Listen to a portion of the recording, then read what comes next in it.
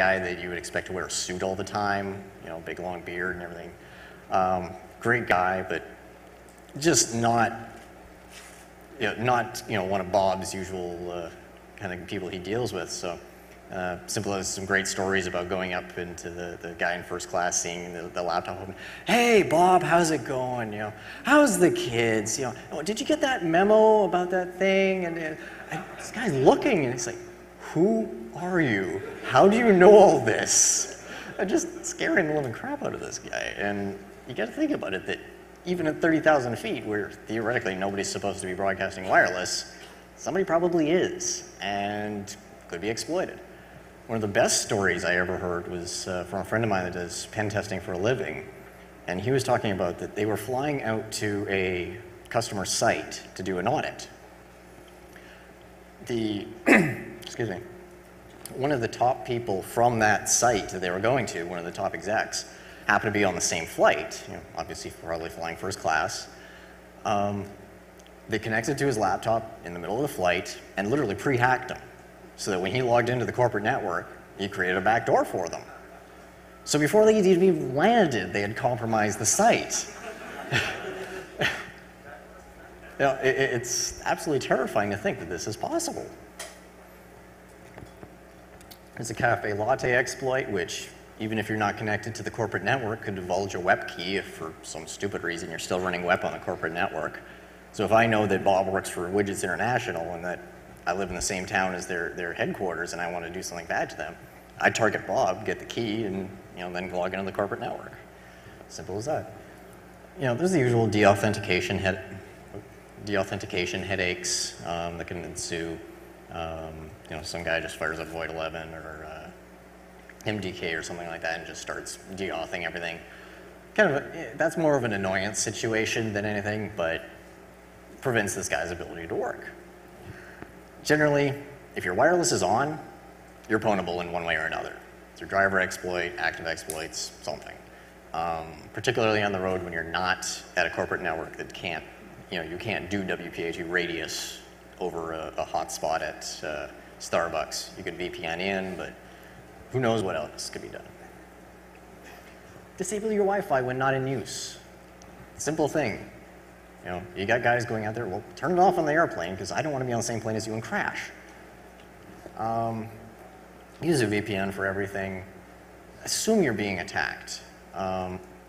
There's a bunch of different products out there that will give you indications that, wait, something's hinky here, the access point just changed channel, or the MAC address just changed, or something weird like that. Good products to investigate, to put on Bob's laptop so it puts up a big sign saying, hey, you're under attack. Stop doing anything confidential. Don't trust customer networks either. I've actually heard of a couple of stories where sales guys were going out to customer networks or customer sites and say, oh, I need to get some information from the corporate network, and then logging in, going back to the corporate and bringing something down. Well, they're sitting there connected to the customer's network, and the customer would be really interested to know exactly how much margin is on all these widgets. So if they were, bidding a contract or something like that, they could see how much they could shave off, and just, those sorts of games. If you've got like an open share or something like that sitting on the laptop when he plugs it in, hey, Joe IT guy could be interested to say, hey, new host on the network. Ooh, ooh, this is interesting. Oh, there's a lot more money in this contract than we were bidding for. Hey, we'll just, add another 0 to the contract. Turn on firewalls, be cautious. Tor is a really useful tool to have handy for this, because if you catch yourself having to use a hotspot outside of the office or something like that, what Tor does is it encrypts from your laptop over the wireless connection to a Tor endpoint, and then your connection will pop out in like Hungary or Germany or someplace like that, and then go for the actual content and come back through the same way. Yes? Google did the same thing for like a few months, like Tor. Remember they had like a little private Wi-Fi security VPN tool that they were trying to make. Not that I know of specifically. It was probably just for a short while. That's why probably I was just wondering why they took it down. It was like only there for 3 months. He was basically asking about Google having a similar tool that allowed you to anonymize your and encrypt your traffic on the first hop. But basically anything that would do that would mitigate a lot of these attacks because you're not seeing clear text go through. You can't inject anything, you can't ascertain anything from that. Yes, there's still vulnerabilities with Tor that you have to trust who your endpoint is that's coming out because somebody could be sniffing that. But really, you're not protecting the actual content going through, just only on that link between you and the access point in the Starbucks. Let's go after his phone. How many of you guys have, and ladies, how many of you have sales guys that seem like they've got their phone permanently welded to the side of their head and you really, really hope these things actually give brain cancer? Okay, fair number. How many of you have the sales guys with the Bluetooth headset permanently welded to their head? How many of you hate those things as much as I do? A lot of hands, okay. Bob loves it. He's got his headsets, he's got his phone. His bank, every time he does a transaction online, sends him a one-time passcode over his SMS that he then has to enter to verify the transaction. A really reasonable system. He also keeps, private company information on his phone, directory listings, that sort of stuff you'd typically find on a corporate phone. Now with Bluetooth, if the phone is on and discoverable, it's probably got a default PIN on it. How many of you have changed your default PIN? How many of you hadn't? Why did you put your hand up?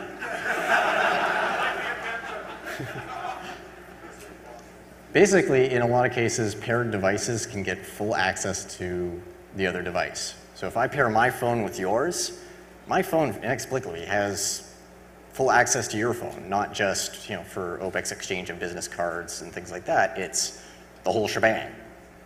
Why I need that much access, I don't know. So if I can convince you to pair with my phone for whatever reason, I can make your phone do some interesting things. Read write to the SMS messages, insert some nasty things about Bob's wife in the phone, in his messages or something. Pull out those one-time PIN numbers. If you see him online doing his transaction, you might be able to snag something before. I've talked with a couple of people who've audited systems like this, and they had to basically sneak a sniffer into the office and wait for the executive whose normal thing was to check his stocks and check his bank accounts before the end of the day to get the code and prove to him that, hey, there's a portion in this loop that is vulnerable that I can get in, get this passcode, get to the website, and do something before you do. How are we doing on time? Oh, good. Some models of phone, if you connect on, I think it's RFCOM 17, channel 17, you actually get an AT command prompt, like the old modem AT commands. You can issue commands directly to the phone. This gets interesting when you start applying it to things like premium rate calls, 1-900 numbers and stuff like that, because Bob now has to explain the 9-hour phone call to Madam Whipsalot Funtime Party line on the company dime. So, got a little video here that explains this. Hopefully we've got audio on the laptop here. Get back there. Why are you not playing? There we go. Sources have reported that Britain is in the grip of a high-tech crime wave, and one of the latest targets is one of our closest friends, the mobile phone. It's sensational, but it gets the point across. Experts have discovered a security flaw in some of the most popular Bluetooth-enabled phones that allows others to hack into your handset and take control of it. Our hustlers are going to demonstrate for our hidden cameras just how vulnerable your phone can be to a silent attack. This is the Bluetooth scam. The problem with some Bluetooth phones is you can make an unauthorized connection to the phone and effectively take over the phone, read the contents out, so the phone book, SMS messages, even actually make calls with it. So, how does the Bluetooth hack work? Our hustlers are going to demonstrate it here. Jess and Paul's phones have their Bluetooth turned on. Alex uses his mobile pocket PC. Because of a security flaw in Jess's phone, he is able to locate the Bluetooth signal, hack directly into the handset, and take control of it. Now he can make a call from Jess's phone to Paul's phone. This technique is known as bluejacking. The Bluetooth hustle works by using the Bluetooth feature on mobile phones. It's a very modern, very useful, very easy piece of technology. They can connect to your phone without you knowing it. Your phone will not even show that it's connected to something. They're now ready to test it on the public. Alex has set his pocket computer to search for Bluetooth signals. Now he's pinpointed a mark with an enabled handset. He can go for the hack. Now he's in and making a call using the Mark's phone. But where's the actual scam here? It's in the number that Alex is calling from the Mark's phone. Our hustlers have set up their own premium rate line where calls are charged at £1.50 a minute. So this guy is having the money taken from his pocket, but he's totally oblivious. And if the Mark doesn't realise his phone is calling the hustler's premium line during his journey between Manchester and Liverpool, he will lose £75 in call charges. Ouch. So if Alex spends some time here, he can really take home the bacon. In an hour, he manages to target 20 phones with an average call time of 15 minutes, making him a grand total of £500. Our hustlers have proved for those with the technology and the know-how, this is a really money-spinning scam. The simplest and best way to protect yourself against this scam is just simply to keep your Bluetooth turned off unless you're actually using it. If you do not switch off the Bluetooth feature on your phone when you're not using it, you're in danger of somebody finding a way in. So as you can tell, that's from Britain, but and Bluetooth over there is just so much more popular. It's absolutely crazy. But it gets the point across that if you set up a phone number on, some name that nobody's ever going to want to contest because it's so embarrassing, they're just going to pay it, you can probably make a fair bit of money. And that's kind of a terrifying thing that it's that easy. And besides, who's going to be able to prove that it wasn't Bob that actually made that phone call, that it was somebody else controlling Bob's phone? Makes you think. More Bluetooth threats centered around the headsets. Most headsets don't have any sort of input. They don't have a screen. They don't have more than one or two buttons.